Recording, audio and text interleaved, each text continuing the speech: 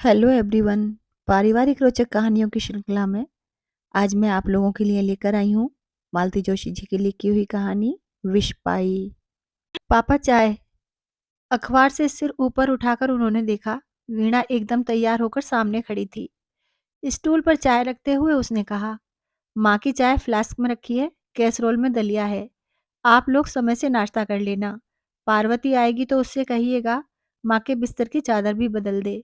माँ के कपड़ों के साथ ही रखी है।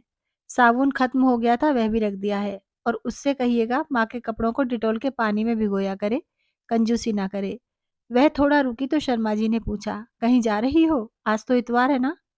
हाँ, जरा दूसरे काम से जा रही हूँ, शाम तक लौटूंगी। पिछले इतवार भी गई थी? हाँ, और अगले इतवार भी जाऊंगी और उससे अगले इतवार भी। दरअसल मैंने एक छोटा सा एनजीओ ज्वाइन कर लिया है। हर संडे हम लोग पास के किसी गांव में जाते हैं, बच्चों को संस्कारित करते हैं, कहानियां कविता सुनाते हैं, महिलाओं को हाइजीन समझाते हैं, साक्षरता का प्रसार करते हैं। हम लोग मतलब? वीणा ने कोई जवाब नहीं दिया, पर जिस नज़र से पिता की ओर देखा उससे वे तिलमिला गए। बोले, बाप हूं तुम्हारा, पूछना मेरा फर्ज है, ना बताना चाहो तो तुम्हारी मर्जी। अब इतने फर्ज तो निभा दिए आपने, एक आध नहीं भी निभाया तो क्या फर्क पड़ता है? चाबुक सा फटकार कर वह एकदम पलट कर चल दी। कुछ ही क्षणों में उसकी स्कूटर की आवाज सड़क के शोर में खो गई। वे सुन्न होकर बैठे रहे। सामने रखी चाय ठंडी होती रही। उसे हाथ लगाने का भी मन नहीं हुआ।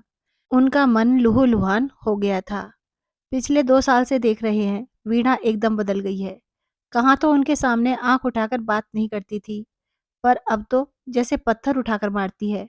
अव्वल तो बोलना ही नहीं चाहती, बोलती है तो जैसे जहर बुझा तीर हो।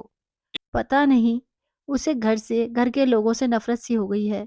उसकी माँ जब से बीमार हुई है, उसके तेवर ही बदल गए हैं। वह एक पल घर में ठहरना नहीं चाहती। छुट्टी के दिन भी बाहर जाने का बहाना खोज लेती है। घर में रहती भी है तो काम धाम समेटकर अपने कमरे में गुम हो जाती है। मतलब के सिवा बात नहीं करती। करती है तो उसकी जबान पर कांटे उगाते हैं। उसके ये व्यंग्यवाण झेलने के लिए वे अभिशप्त हैं। बुढ़ापे में अब उसी का सहारा तो है। यह बात भी वह खूब समझती है, इसीलिए शेर हो गई है। कहने को 3-3 बेटे हैं, एक से बढ़कर एक है, पर किसी के पास उनके लिए समय नहीं है। किसी के घर में उनके लिए जगह नहीं है। कोई झूठ मूठ को भी उन्हें आमंत्रित नहीं करता। और इन्हीं नालायक बेटों के लिए उन्होंने अपनी सारी कमाई खर्च कर दी। इस लड़की की जिंदगी होम कर दी। अपने भाइयों को पढ़ाते पढ़ाते बेचारी बुढ़ा गई, और वे लोग पढ़ लिख कर ऐसे फुर हुए कि अब पलट कर भी नहीं देखते। पेंशन है, पर कितनी सी? वह तो दवाइयों के लिए ही पूरी नहीं पड़ती। और इस उम्र में सिर्फ पैसों से ही तो बात नहीं बनती, किसी का सहारा भी तो चाहिए। सच, वीणा ना होती तो उनका क्या होता, यह सोचते हुए भी डर लगता है। पिछले 2 साल से पत्नी एकदम खटिया सी लग गई है। तब से तो वह बिल्कुल असहाय से हो गए हैं। इतना इलाज हो रहा है, पर बीमारी न पकड़ाई में आ रही है, न ठीक ही हो रही है। कहीं बड़ी जगह दिखाने का मन है, पर कहाँ? बड़ा दिल्ली में है, पर उसकी बहू से पत्नी की किसी भी दिन नहीं बनी। बीच वाला अमेरिका में है, वहां जाने का तो सवाल ही नहीं उठता, ना वह कभी कहता है। छोटा मुंबई में है, उसकी बहू भी सुशील है, पर वह ईसाई है। पत्नी तो उसके हाथ का पानी भी नहीं पीती। घर पर जाकर ठहरना तो बहुत बड़ी बात है। जिंदगी में एक ही अक्लमंदी की कि यह मकान बना लिया, कम से कम बुढ़ापे में सिर पर छत तो है। और जिंदगी में सबसे बड़ी बेवकूफ़ी की कि बिटिया की समय से शादी नहीं की। पहले मजबूरी थी, बाद में अपना स्वार्थ आड़े आ गया। अगर उसकी शादी हो गई होती तो बेमन से ही सही, बच्चे कुछ तो कर्तव्य निभाते। अब तो बहन के भरोसे दोनों प्राणियों को छोड़कर तीनों निश्चिंत हो गए हैं। पत्नी के जागने की आहट मिली तो उनके विचारों की श्रृंखला टूटी। वह उसे सहारा देकर बाथरूम तक ले गए, मुंह हाथ धुलवाया और वापस बिस्तर पर लाकर बिठा दिया। वह फ्लास्क से चाय ढालने लगे तो पत्नी ने मुंह बिचका दिया। आज तो इतवार है ना, आज तो चाय ताजा दे देती। तुम्हारी बेटी घर पर नहीं है, कहाँ गई है? पता नहीं, शाम तक आने को कह गई है। पत्नी ने मजबूरी में 2-3 घूंट भरे और गिलास परे सरका दिया। पार्वती आएगी तो ताजे दूध की अच्छी चाय बनवा दूंगा। अब इस उम्र में मैं पार्वती के हाथ की चाय पीऊंगी? किस फेर में पड़ी हो भगवान, ये आपद धर्म है। तो तुम ही बनवा के पी लेना, बुढ़ापे में मेरा धर्म मत बिगाड़ो। मुझे तो उसके हाथ से नहाते हुए भी घिन आती है, पर क्या करूं, मजबूरी है। बोलते बोलते पत्नी हाफ गई। उन्होंने उसे चुप रहने का संकेत किया और धीरे से बिस्तर पर लिटा दिया। 9 बजे पार्वती आई तो उसे सारे निर्देश देकर वह बरामदे में आकर बैठ गए। अब 1 घंटे भर के लिए वह पत्नी की ओर से निश्चिंत हो सकते थे। वह सुबह का छूटा हुआ अखबार फिर से पढ़ने की कोशिश कर रहे थे कि उन्हें गेट के पास सुशीला का लड़का नजर आया। क्यों रे अशोक, कैसे आया? अम्मा आज नहीं आएगी, पड़ोस में गमी हो गई है। अपना माथा ठोकते हुए उन्होंने मन ही मन मरने वाले को कोसा। उनका मन तो हुआ कि पार्वती से 4 रोटियां डलवा लें, पर डर गए कि कहीं पत्नी को पता चल गया तो इस औरत के सामने ही तूफान मचा देगी, और कहीं पार्वती बिदक गई तो घोर कष्टों का सामना करना पड़ेगा। उन्होंने फिर से उसी लड़के को भीतर बुलाया। उसके हाथ में एक फ्लास्क और 10-10 के 3 नोट पकड़ाते हुए कहा, एक चाय, एक ब्रेड और 2 समोसे फटाफट ला दे। बच्चे ने नानुकुर नहीं की, जानता था ये बेगार नहीं है, 1-2 रुपए सेवा शुल्क मिल ही जाएगा। समोसे उन्होंने तुरंत ही चाय के साथ खा लिए। भूख भी लगी थी और आजकल उन्हें पत्नी के सामने कुछ भी खाते संकोच ही होता है। बीमारी के कारण इस तरह की चीजें उसके लिए वर्जित ही हो गई हैं। पार्वती के जाने के बाद उन्होंने दोनों का नाश्ता लगाया। दलिया एकदम फीका था। अचार की फांक के साथ ही वे उसे गले से उतार सके। पत्नी के सीने में रात दिन जलन होती रहती है। मुंह छालों से भर गया है। मिर्च तो क्या, नमक तक उसे बर्दाश्त नहीं होता। उन्हें वही फीका बेस्वाद दलिया निगलते देख पत्नी ने कहा, उससे इतना भी नहीं हुआ कि तुम्हारे लिए कुछ अलग से बना देती? उसके पास समय कहाँ है? इतना बना दिया यही बहुत है। हर इतवार आखिर वह जाती कहाँ है? आजकल बोलते हुए पत्नी हांफने लगी थी। स्वर भी कांपने लगा है। किसी दिन पूछो तो? मुझ में तो हिम्मत नहीं है, किसी दिन तुम ही पूछ लेना। हिम्मत क्यों नहीं है? बाप हो उसके।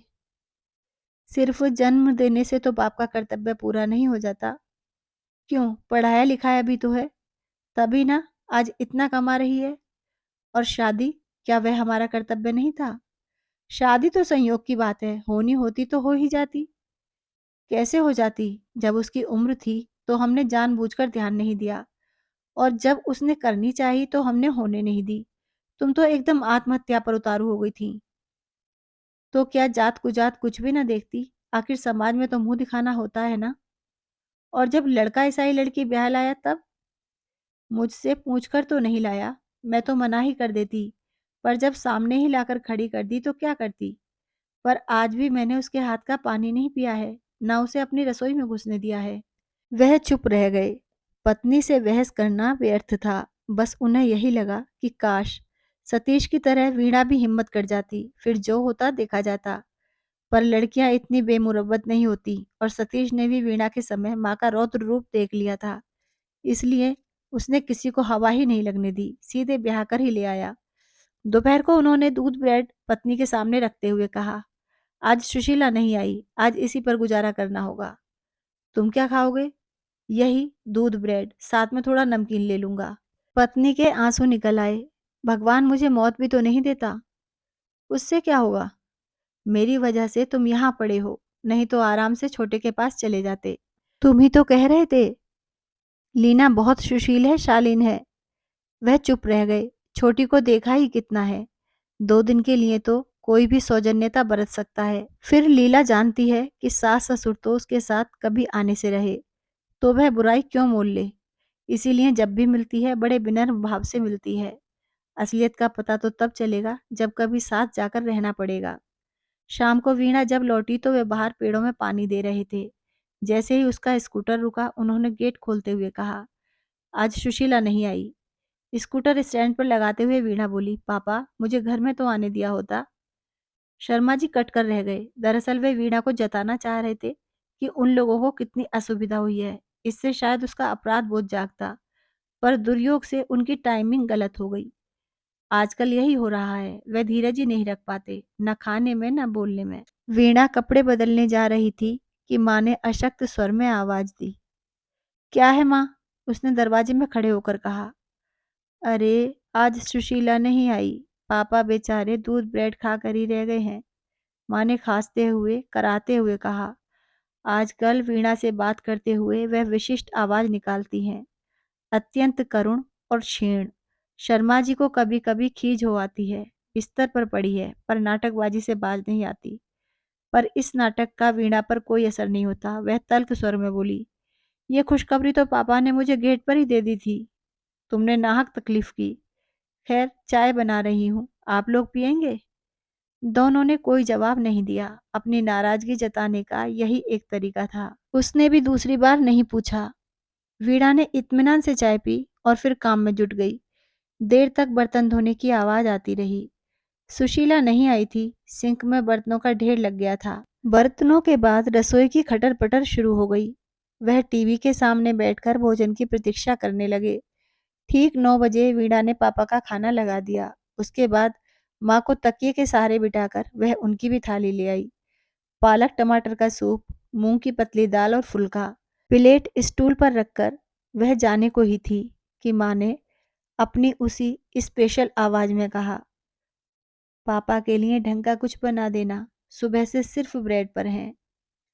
वीणा जैसे एकदम तैश में आ गई। बाहर आकर उसने डाइनिंग टेबल पर रखी पापा की थाली उठाई और माँ के सामने रखकर बोली, लीजिए, मुआयना कर लीजिए, कुछ कसर हो जाए तो बताइएगा।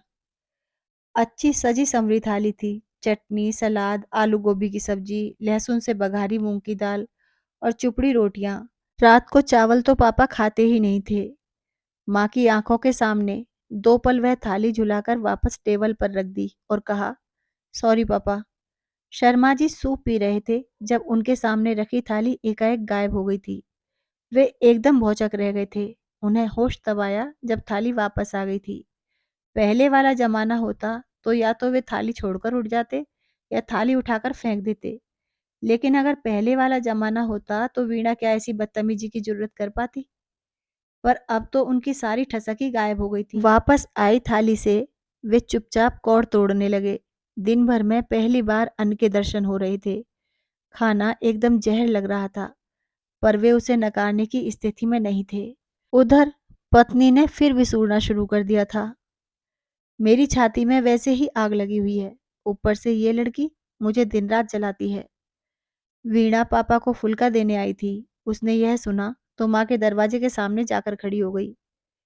माँ, मेरे कलेजे में तो पिछले 20 साल से आग लगी हुई है, भीतर ही भीतर राख हो गई हूँ। मैं फिर भी जी रही हूँ कि नहीं? तुम भी इसी तरह जीना सीख लो। वीणा तो कहकर किचन में लौट गई, पर उसकी बात से माँ की इतनी रुलाई उमड़ी कि गले में फंदा ही पड़ गया।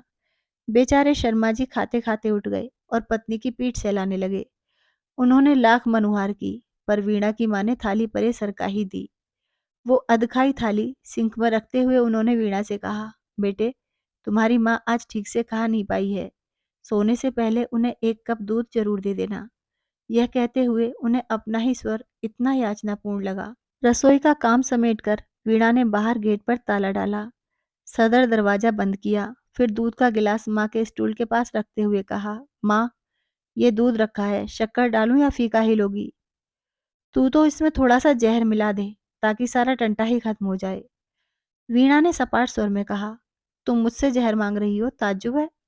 तुम्हारे पास तो एक परमानेंट जहर की शीशी हुआ करती थी ना, वह कहाँ गई? या कि वह सिर्फ मुझे धमकाने के लिए ही थी? माँ विस्फारित नेत्रों से बेटी की ओर देखती रह गई। वीणा ने निर्विकार भाव से शक्कर का डिब्बा स्टूल पर रख दिया और घर भर की बत्तियां बुझाते हुए सोने चली गई। शर्मा जी का मन हुआ कि पत्नी को झकझोर कर पूछें कि भगवान, वो जहर की शीशी क्या सचमुच खो गई है? अगर याद आ रही हो तो मुझे बताओ कि कहाँ रखी है। तुम्हें ना सही, मुझे उसकी सख्त जरूरत है। यूं घूंट घूंट जहर पीने से तो अच्छा है एक बार में ही गले से उतार लूं। अभी आप सुन रहे थे मालती जोशी जी की लिखी हुई कहानी विष पाई। यदि आपको कहानी अच्छी लगी हो तो वीडियो को लाइक कर दीजिए, चैनल को सब्सक्राइब कर लीजिए। अगली कहानी का नोटिफिकेशन आप तक सबसे पहले पहुंचे, उसके लिए आप लोगों को घंटी का बटन दबाना पड़ेगा। यदि आप कमेंट करना चाहते हैं तो कमेंट बॉक्स में आपका स्वागत है। आपका बहुत बहुत धन्यवाद।